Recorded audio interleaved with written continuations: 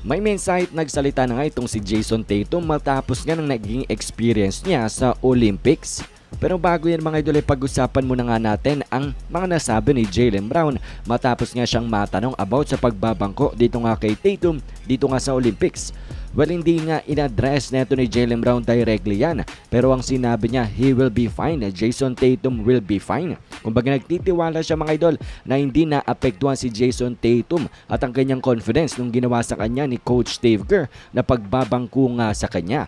And then hindi lamang si Jaylen Brown dahil ang kanyang teammate din na si Peyton Pritchard ay sinabi nga niya na talagang fuel to the fire nga daw ang ginawa ni Coach Kerr dito nga kay Jason Tatum. Sabi niya, I'm excited to see what he does with that. That just adds more fuel to the fire. Sabi niya, mukhang mapatunayan nga din naman daw ni Tatum ang kanyang sarili dito nga in the NBA nang dahil may mga nagdududa pa nga rin daw sa kanya. I'm looking forward to JT to prove them wrong. Yan ang sinabi ni Peyton Pritchard. And then pati nga ang kapwa NBA players, kapwa NBA stars ni Tatum ay ganyan din ang parang sinabi. Itong si Trae Young, pati na rin si PG-13. Pakinggan natin ito mga idol. You know what I'm saying? But we just got to sacrifice to win these games and go. But JT can't be one of them. But JT, that's what I don't understand that. But yeah. How is JT the odd man? No, that's Just what I won a don't chip. understand. was first team All NBA maybe? He had to be. I think he was first team All Yeah, NBA. first team.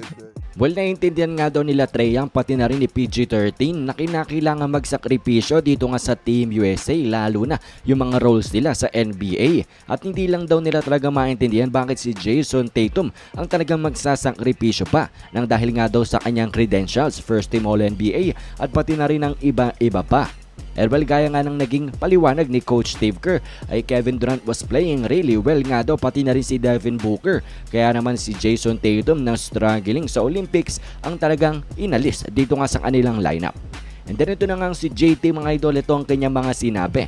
Hindi man directly niyang in-address at hindi niya nga pinag-usapan ng pagbabangko sa kanya nga neto ni Coach Steve Kerr. Ay ito naman ang kanyang mga sinabi. Pakinggan natin. And how will it help you in the next Celtics season? It has been a crazy summer. Fortunate enough to win my second gold medal on a national team. That was a hell of an experience, and finally won the NBA championship. It's something that I've been working for a very, very long time. Gotten extremely close a few times, and finally got over. Well, JT took the high road nga daw at talagang naging bigger person na lamang at hindi na nga in-address ang mga ginawa ni Coach Steve Kerr sa kanya na pagbabangko nga sa kanya. Instead, ang mga sinabi niya lang na talagang masaya nga daw siya na nanalo siya ng second gold medal and then nilipat niya agad ang topic sa NBA championship niya. Pero for sure nga daw yan mga idol na itong si Jason Tatum will be very motivated coming into next season. At ang rason nga niyan ay dahil sa kanyang naranasan this Olympics. Siguradong masama ang loob niya ni JT at ang kanyang sama ng loob ay pwede niya at kaya niyang gamitin bilang motivation next season. At yan ang ating abangan.